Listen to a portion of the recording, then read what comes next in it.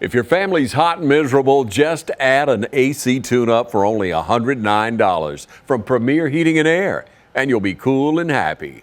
Premier Heating and Air, a locally owned and operated company.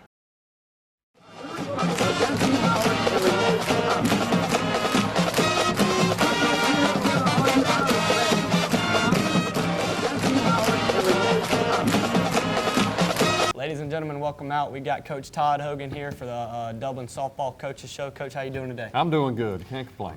Coach, I want to go back to the summer. We'll talk about your summer practicing and scrimmages and all you do throughout the summer to get these girls ready for a long season. Sounds good. Well, what we kind of do is in June and July, we'll get out and we'll start our practices. We'll go from 8 to usually 10, 3 days a week in June. And then in July, getting close to the season, we'll go from 8 to 10, usually 4 days a week. I got you. Give the girls Friday, Saturday, Sunday off. All right. You're dealing with the heat and all that stuff. That's why we try and go in the mornings. The other things about that are aggravating by going in the morning is you're using leather softballs. There's usually a lot of dew. Yeah. The grounds are wet and all that. So you run through a lot of softballs when you have to practice early in the morning. But you get them in here that morning, they've got the rest of their day to go out and do whatever they want to and be kids in the summer. Right. Also, too, we have to realize, yes, we've got to practice and get ready because that season starts as soon as you start back at school. We got to get them out here, get them acclimated to the heat, push them a little bit, but then let them be kids. Right.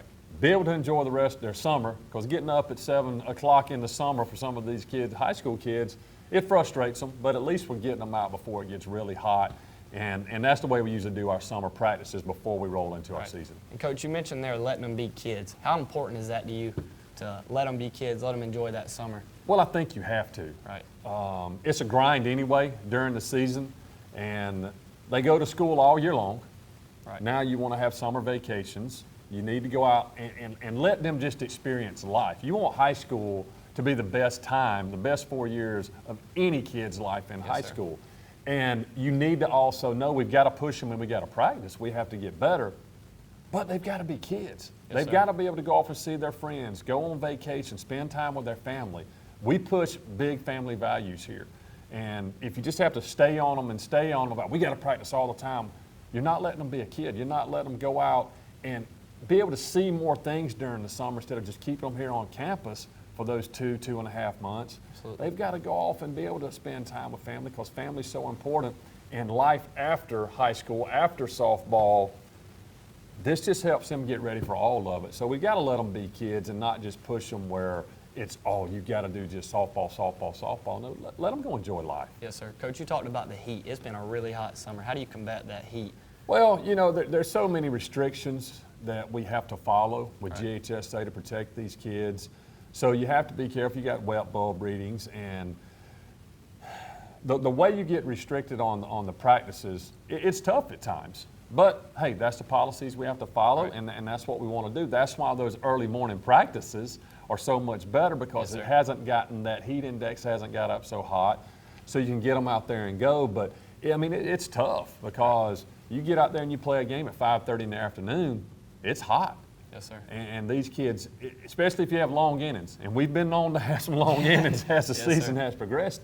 So you've got to get them out in this heat, get them acclimated, keep plenty of fluids in it, and that's one thing that the girls have to understand is you're preparing yourself. You can't prepare for a game the day before as far as the fluid intake, how you eat. So we're trying to stay on them about all summer long. You're preparing for this season by making sure you're getting the right intake of calories, you're getting the right intake of fluids. So when we do start playing at 5:30 in the afternoon when it's really, really hot, you're used to it. You're not going to cramp up, you're not going to get fatigued. But also, too, now you're dealing with sickness, injuries. So a lot of that stuff's been rolling around in the community. We've had some, COVID's been running around. You got some flu symptoms, some sinus issues. So it's just a lot to combat all this, also with the heat thrown on top of it. Coach, you mentioned injuries. Let's talk to me about how injuries have impacted your season this far. We're not very far in, only 5 games in, but how have injuries affected you so far? Any injuries that you come up with is going to affect the team. Right. And we've had some pulled muscles with Caitlin Nesbitt, one of our starting pitchers. And when you have a talent like that that's not able to be in the lineup every day, that hurts you. Yes, that's sir. like losing your starting quarterback on a Friday night or in college on a Saturday. But you have to have the other people prepared to be able to step in that spot and back up. Yes, sir. We've been dealing with some sickness. you know, the girls that come in and just not feeling good that day. So when you have injuries, that's why you practice in June and July, because you never know. You may get in your first game and you lose somebody for the whole year, or you get your first game, you lose them for 2 or 3 weeks. Right. So you have to have all these girls come out and compete every day to try and take their best friend's job. Yes, sir. So if an injury does come up, they're ready to step in and play. But the injury bug, it can get us at any time. You know, it doesn't have a certain day it's going to start. It can just pop up right then. And then you just got to deal with it and get the girls to understand, hey, we got to combat this injury. We got to come out, we got to play. Doesn't matter who's on the field. I've got to have my best 9 on that day that are healthy, being able to go out there and fill in for some shoes if somebody's injured. Coach, you mentioned competition. How important is it for you to have someone behind you pushing you to make you be better every day? Well, if you don't want somebody pushing you, then I think you're conceited and you're complacent. Right.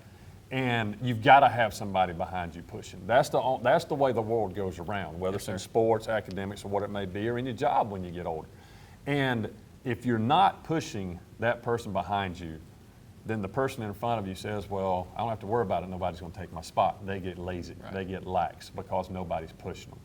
And that's what we have to do every single day. It doesn't matter if you're a 9th grader or a senior. I hope that 9th grader is trying to take your job. And if you're better, you're going to play. Right. So the competition level nowadays, with a lot of these kids, you really have to stay on them and push them. Yes, sir. And that's the tough side as being a coach. You want to push them to that edge of that cliff. We talked about it before in baseball a little bit. Push them to the edge of that cliff where, you know, they're right on the edge of it. They're getting nervous. But how are they going to fight back? Right. Push themselves away from that cliff. And the competitive edge, you have to have it in sports or you're not going to be successful. All right, Coach, let's talk about, before we jump into the season, Gotcha. Let's talk about your seniors. How many seniors do you have this year, Coach? All right, that's what I was just doing. You know, you can't go around life without having your phone. So Yes, sir. I highlighted all of them a while ago. All right. I have a total of 1, 2, 3, 4, 5, 6, 7 seniors. So I'm gonna lose a lot this year, and I've had most of these girls since I started coaching softball here at Dublin. And I'm going to touch on them real quick. Yes, sir. We got Brianna Ward, which is an outfielder. We have Ayani Brown, outfielder, infielder. Larissa Wilbur plays first base for us. Jerica Charleston plays some first base outfield. Shivanti Roger has started 3 years in center field for me. Leah Jarrell plays second base. And Destiny Williams is at third and some outfield for me. So I've got some of these 9th graders and 10th graders. These are the ones they have to field. Yes, They've sir. got to fill these spots next year. But also, too, if they were to come in and compete now, they may can go on to fill some of their spots right now. Yes, So, and I'm going to really miss these girls. These are a special group of girls to me. They've been here from myself from day one, and, Yes, sir. and my wife is also my assistant coach, Coach Hogan, and I have another assistant coach, Coach Emily Bars. So they're kind of like our daughters. Right. And when you have those girls around you for the last 3 years and you start to learn their personalities, learn certain things they may be going through in life on the field or whether it's off the field, you have that father-daughter type bond with Yes, these sir. girls because you've been around them every day for the last 3 years. This is a special group of young ladies and I'm definitely going to miss when they take their last pitch, whether Yes, it's sir. here or on the road at the end of the season this year, whenever that may be. Coach, is that your biggest senior class you've ever had? That is my biggest It is? senior class. I've only had, I think my first year here, I don't even think, I may have had one, and then last year I had one. Yes, Now sir. the one I lost last year, I love her to death with Cherryziana Guyton. She was special to us. Yes, I sir. mean, she hit lead off for us and she did some good things. She was a very smart young lady, but this is definitely the biggest class I'm having to replace.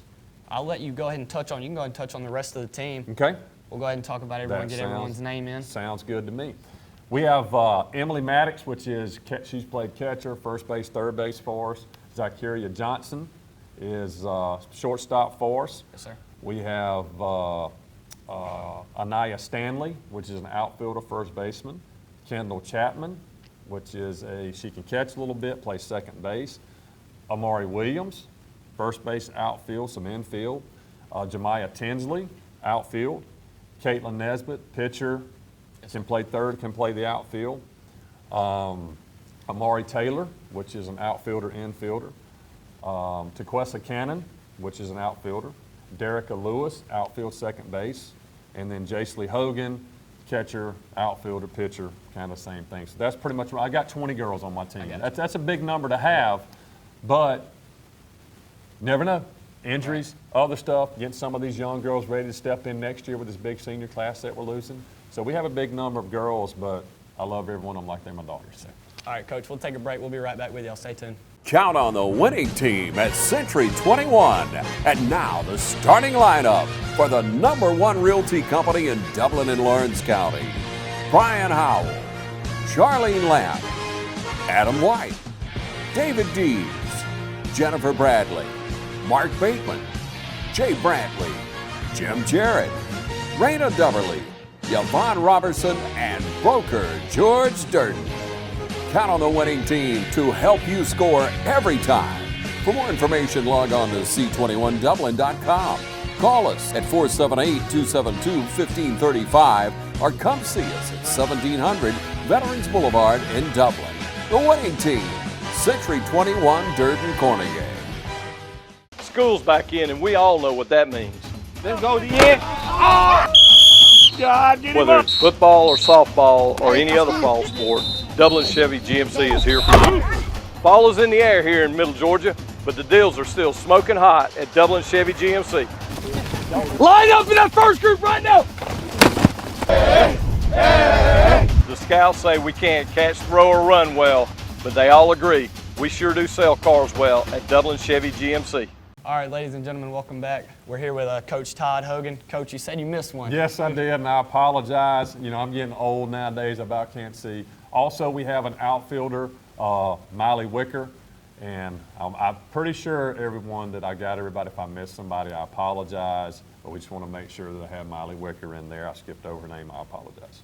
Yes, sir. Okay, so Coach, we'll go ahead and jump into the season. Talk us through every game you've had thus far and how those have played out for you. We're 2-3, which you know, you always want to be 5-0. Every coach does. You don't like to lose. We started out the season at Johnson County. The game had gotten rained out. We had to move it to a Saturday morning. Came out one of the best games we've played here since I've been at Dublin. Yes, we beat them. We're lucky enough to beat them 7-1. Caitlin had a really good game.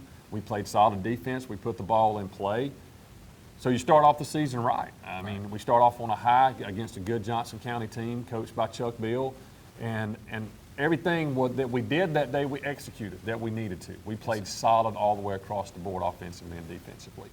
And then we came back and went to, I think it was, we went to Jefferson, got rained out. Okay. So that was a region game that got rained out, so we got to make that one up. And then we went to Montgomery, if I'm not mistaken. No, Warner Robins, went to Warner Robins. Jumped on them 6-0 early in the game. Playing good, and all of a sudden that I can't catch a ball errors Yes, sir. got us, and they ended up beating us 11-8, which we started off well, but you know, we got to make the routine plays. Make the routine plays, you got a chance. That's one you'd like to have. That's the one you wanted to have back. Then we went down to Montgomery and played Montgomery, and they jumped on us quick. It was 9-2 in the first inning, we were losing. But for the most part, one good thing about it is they bounced back from the day before. We were down 9-2. The girls didn't get down in the dugout. Everybody stayed up. Everybody was cheering. Going into the third inning, it was 11-5, if I'm not mistaken. Okay. We pulled Jace, put Caitlin in, and Caitlin came in and shut them down for the next 5 innings. They didn't score a run. She ended up striking out another of 12 or 13. And we ended up coming back and won that game 14-11. So they saw some fight. I got to see a little bit of fight in them. Right. Played good defensively. So that was another game. All right, hey, check box. Now we're sitting there pretty good.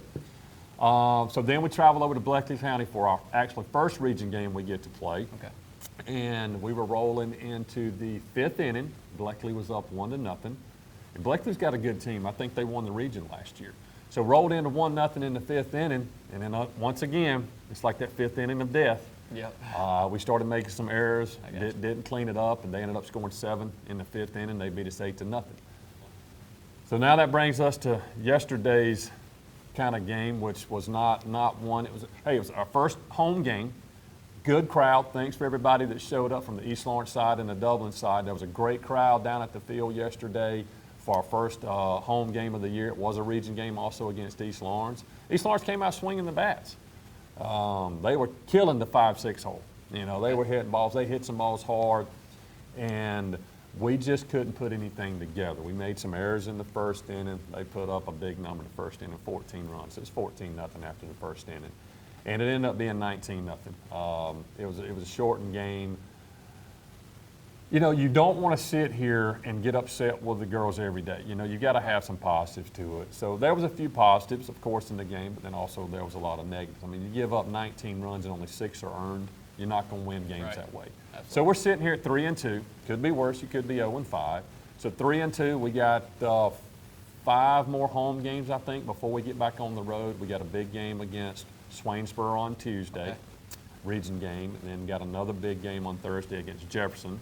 So we've got 2 more opponents in the region that we haven't played yet. We'll plan to pack those out. We're going to hopefully pack those out. Sir. Maybe we can have a little bit better showing, hopefully. Right. And our girls will know. We're going to get back to work on Monday. I give them Friday, Saturday, Sunday off. We've had a lot of girls, like I said, with sickness and just needing to just replenish themselves. Right. So we stayed on them yesterday about the game. You've got 3 days to make sure you're getting plenty of fluids, eating correctly, so we can go into that big 2-game region schedule next week. Home games, let's get everybody out here, like you said, to pack this thing out and support these young ladies. So, Coach, you said obviously every coach wants to start 5-0, but you've seen some fight in your girls. Even when you're down, the girls continue to fight and stay on their feet, like you said. Well, that's one thing we've talked about. Here in the softball, you know, the last couple of years, our expectations, I think these girls have had, has not been where we wanted. Okay. It's been a situation where they've had some games, a lot of games like we had yesterday. Okay. And you don't want to go those games. You've got to limit those games. You want to go 7 innings every game. Yes, sir. And so our biggest word this year when we started talking about everything is expectations. What do you want your expectations to be? Do you want your expectations to be like they've been in the past? Or do we want our expectation to be like we want the future of the green and gold to be? Right. To bright, where we're competing every day to win a game, where we're getting to the state playoffs. Yes, sir. And that's one thing that we preach on every day is your expectations. You know, there are a lot of words they're using now is control the controllables. Okay. You can only control what you are able to control. Right. Don't worry about everything else that's happening that you can't control. And if I can just get them to understand what our expectations are and we can control the controllables, then we'll be okay. Right. And I think they're starting to get that in their mind. Yes, they're sir. starting to understand, get a little more softball IQ to understand what we've got to do with the ball. When I took over and Coach Hogan came with me and Coach Bars is now here for a second year, we knew it was going to be an uphill battle just to get to where the Dublin softball program needs to be. Okay. I love a fight. I love a challenge. Right. If the girls don't want to fight in a challenge, then they don't need to be out there with us. I mean, we've told them, if you don't want to fight, I'm going to still love on you. I'm going to speak to you every day. Bring me your uniform. Yes, but sir. dadgummit, we've got to turn this thing around. We want to get into the state playoffs. How are y'all going to do it? How are you going to handle? We've got to set those high expectations, and let's see if we can reach that goal. Coach, you talked about Coach Hogan and Coach Bars, your assistants. Touch on them a little bit, how important they are to this program. Well, they're very important. You know, it's funny that you have your wife coaching with you. Yes, sir. And her background, she played college softball at Georgia College. She coached out at West Lawrence in the county system for a little bit of while. Actually, out of college, she was a head coach at Monticello High School. Okay. Went over there and got those young ladies for the playoff. I think her first year she was there, and they hadn't been there in a while. So she understands the game, and I think at times, though, at nights, we have to try and take our 2 coaches' hats off when we get home. My wife gets tired of me. Oh, we got to do this, we got to do that. And just I have become a husband, and she has become a wife, because there's a lot of frustrations that we do have. Yes, sir. But she's been invaluable to us, and she's my rock. Yes, that I get to stand on, and she has to listen to all of it, of course, how my day's been and all. And then Coach Bars has been phenomenal. Emily has I think she came over from around the Phoenix City, Alabama area. Okay. She's a head tennis coach over here. The girls respect her. They respond to her. She has a really good knowledge of the game, whether it's offensively or defensively. And I think the group of coaches that we have, I'll put them up against anybody. Just with how we teach the game, how we care for these girls. And the biggest thing about a good coaching staff, every athlete, it seems like they remember their coaches. Right. And the influence of a young kid's life that you're going to have when you come mold. Yes, wins and losses, I understand them. They're not the end of the world. Right. How do we sit back and as us as a coaching group be able to influence these young ladies' lives after they take that last pitch down there on the field. Yes, sir. What kind of young women are they going to be when they leave here? Are they going to be back in this community to be future leaders, future teachers, future doctors, lawyers, whatever they may be? So we also have to understand it's not at the end of the day about wins and losses, but how we show compassion and love for all these girls. Absolutely. To let them know that we're here for you, whether it's here as you're here in high school, 5 years after you graduate, or 15 years down the road. Yes, sir. You can always come back to us, and we'll help you in any way we can. Such a family environment There's here, no Coach. doubt, and Yes, sir. I love these young ladies and our coaching staff. All right, ladies and gentlemen, we'll take one more break. We'll get right back with you and wrap this up. Allen's Heating and Cooling is your licensed Amana equipment dealer. Trust Allen's Heating and Cooling to install and service your heating and air conditioning unit. Allen services all brands, and with the purchase of a new unit, Amana offers a lifetime compressor warranty. Sean Clark or any of his friendly staff can help you today at Allen's Heating and Cooling. Your Amana dealer. Amana, last and last and last. Hi, I'm Dr. Dustin Gay. I'm a local orthopedic surgeon with Houston Clinic Orthopedics, and we'd really like to invite everybody to come out to our new office facility to take a look at it. It's a larger space with physical therapy, and we're just excited to have it, and we'd love for people to come out and visit us. Come by and see us today at our brand new location, the Houston Clinic, Medical Drive in Dublin. Ladies and gentlemen, welcome back. Again, we're here with Coach Todd Hogan of the Dublin Fighting Irish. Coach, I want to go back to that family aspect you talked about.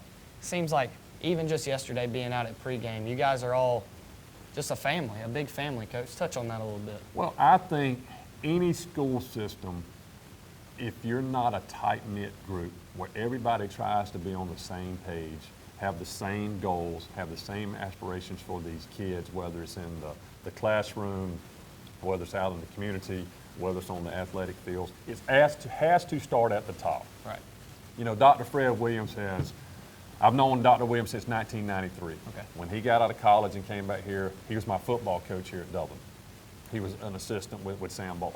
So I've known Dr. Williams for a long time. So you have to start at the top with your Board of Education, with your superintendent, to your board office, to your athletic director, to your coaches of all your sports, to all of your teachers, to all of your administrators.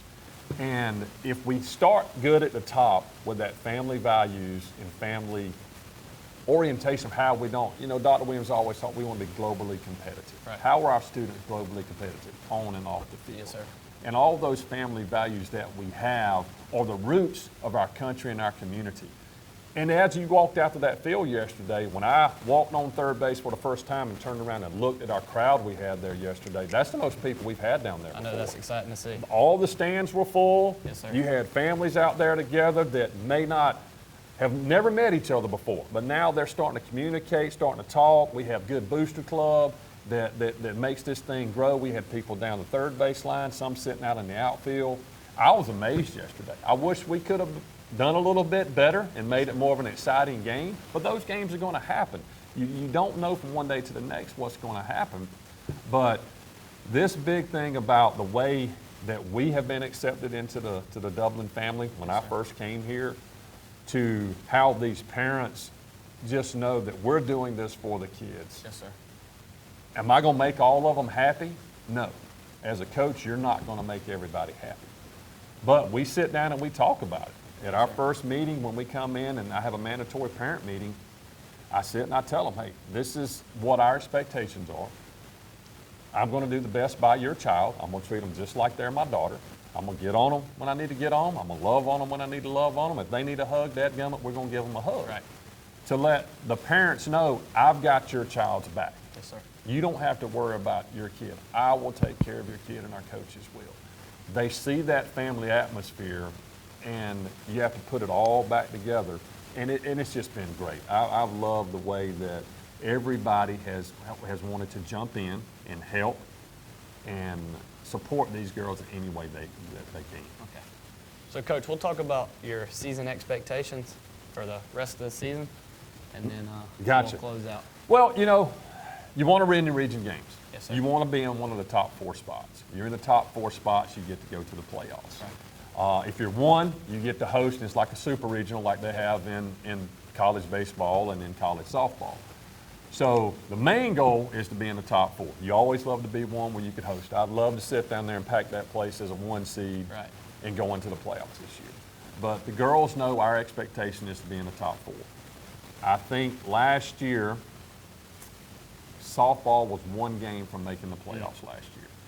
And it was, the way that kind of happened is we had a doubleheader we had to make up against Jefferson. They ended up beating us in that doubleheader 2 games. We just needed to beat them 1 game.